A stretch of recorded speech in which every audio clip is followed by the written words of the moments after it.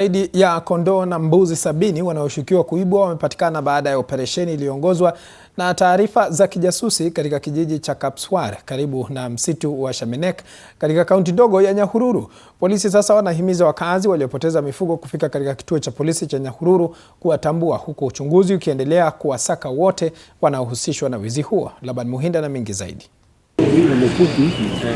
Kufuatia taarifa za kijasusi, maafisa wa polisi katika kaunti ndogo ya Nyahururu wamefanikiwa kuokoa zaidi ya kondoo na mbuzi 70 wanaoshukiwa kuibwa baada ya operesheni iliyotekelezwa katika kijiji cha Kapswar karibu na msitu wa Shamanek viungani mwa mji wa Nyahururu.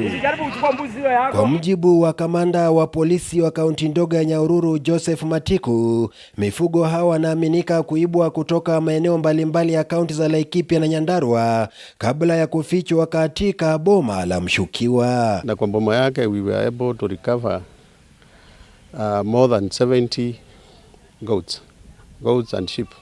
Matiku amesema uchunguzi unaendelea ili kuwabaini na kuwakamata washukiwa wote wanaohusishwa na mtandao wa wizi wa mifugo unaoendesha shughuli zake katika maeneo ya Laikipia na kaunti jirani. We are very alert and tunaendelea na operation ya kusaka hii watu wanatusumbua na kuiba mbuzi za wenyewe pande hii.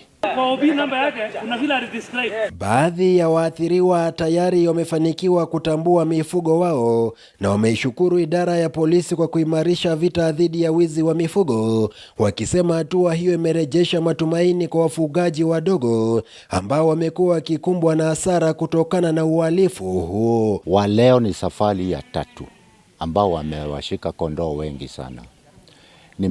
Nimempata kondoo mmoja.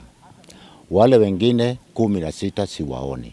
Nimekuja kuangalia zenye zilipatikana jana, nikakuta kuna zangu 4. Laban Muhinda, TV 47, kaunti ya Laikipia.